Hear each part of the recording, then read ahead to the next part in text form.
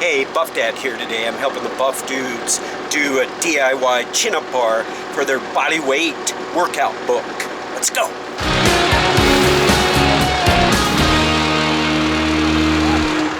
That was cool. Let's do it again. Oh, yeah. Woo. DIY Duke. All we gotta do is ask him what we need. We need a chin-up bar, and he supplied something very DIY Duke-ish. Hell yeah, it works. Busting it out. You might be wondering what the gloves are. It's because this metal is extremely hot. It's like in the 90s today, so if you touch this with your bare hands, probably gonna get burnt. So we got these gloves on, a little protection. Gonna bust these chin-ups out. Ugh. A couple things you want to keep in mind when doing a chin-up is, one, is really going to hit those biceps a little bit more than a standard pull-up because you have a supinated grip. Biceps are a bit more activated, but you still do want to focus on back because the back is going to be doing a lot of work pulling yourself up to that top position. And to make it work a little bit more is you want to make sure you not only elevate the scapula at the bottom position, but also depress it as you're pulling yourself up to the top position. That's going to engage the traps, the lats, and of course at the top position, get a nice squeeze and contraction in the biceps. And you're really gonna get that full body pump, baby. At least upper body. Hey Dad, you wanna walk over here? Yes. That's how he always walks, by the way. So you gotta tell people about the Senior Olympic Games. The Senior Games, the Huntsman Games. The Huntsman Games is coming up October 16th. Be there. You can see me throw the javelin for the gold medal. And then the following year, 2019, Albuquerque, the Senior Olympic Games is super big. So I'm out here practicing in the haystack yard. It's a lot of fun and it's a good workout. Happen to be here with the buff dudes today on their bodyweight workout, and I'm doing a little bit of that too. We're just trying to keep up with him.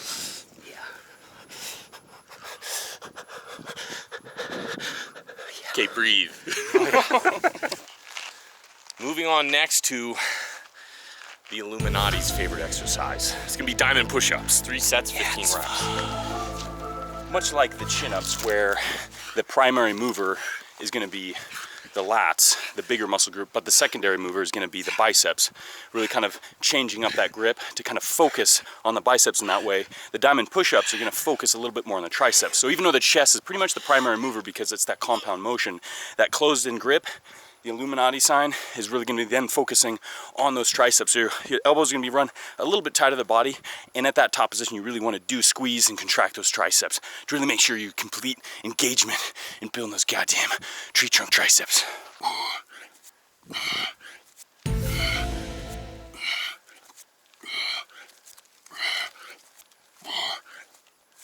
Assa. Yeah. Ooh, feel good.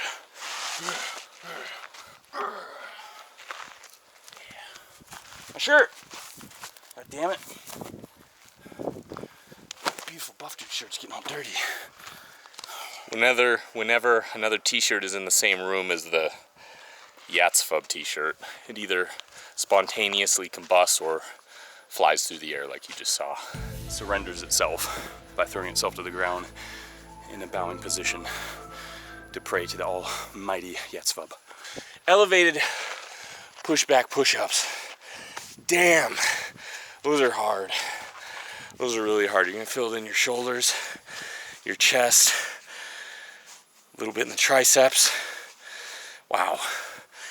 Whoever has ever said body weight isn't hard hasn't tried these bad boys. Now it's slightly mimicking kind of like a shoulder press. That's the idea of this, but as you can see, you're not pressing exactly vertical with your torso. It's a slight angle, so you're definitely gonna feel it in the front delts, the chest, triceps like Hudson was saying. But primarily, the main mover is gonna be the shoulders, and it makes it a lot more difficult when you elevate your feet like that, because more of your body weight is then now against, the motion. So excellent exercise for the shoulders. And it's funny because, handstand push-ups are one way to really engage the shoulder, and that's kind of more probably the closest you're going to get to a shoulder press. But these ones are kind of like an intermediate, although they still can be very difficult. This one, you got to imagine that you're taking your arms almost like in a 360-degree circle there, and because you're kind of holding that tension, and you're it's like that time under tension where you're going from you know, from the top to the bottom, you're holding that contraction in those shoulders. So it's really gonna, it's not necessarily like a normal contraction you would do, let's say in a pushing motion like we did with the elevated push-up, push-back push-ups. But this one, you're kind of just keeping tension in there and allowing your arms to glide along the ground. And we're gonna be doing 15 reps. Nice and slow. Kind of push that sternum into the ground as you're doing it. You'll also feel a little bit in your lats too, maybe slightly in the lower back. The trick is to really keep your arms and your hands just slightly above the ground. It's gonna make it a lot harder, because if you start elevating them too high, it's gonna kind of ruin the exercise. You might not feel it in those shoulders as much, and you might start feeling it in your back a little bit more, but it's a pretty damn good exercise. If you're not too familiar with it, then get ready, get that shoulder burn. Whew. Reverse snow angels. You gotta be careful when getting up on the farm, because you don't want to impale your head. If you want to make this a bit harder, you can elevate your feet. It's going to take a little bit more balance that way, stability, and a bit more activation in the core to be able to stabilize you in that position there.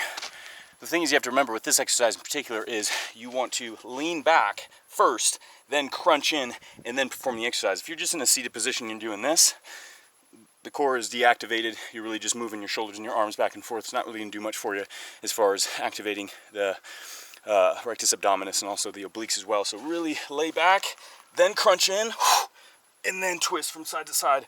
And that's going to make sure you get the full benefit of the Russian twists. All right, that wraps up the workout. We got 2 buff dudes. Yep, got the book right here. Oh shit, sorry. Yeah, I didn't, you know. Typical. Huntsman Games. Huntsman Games, October 16th. Be there and see Buff Duke win the gold medal in the javelin, hopefully. Yeah, be there or be square. Yeah, let's cut a promo for Buff Duke really fast. Are you ready for the Huntsman Games? It's gonna be later this year. There's gonna be gold. There's gonna be muscles. There's gonna be buff dudes, brother. He's gonna throw far. He's gonna throw fast. He's gonna be the best. He's gonna be gold. Oh yeah. Stay buff. Woo!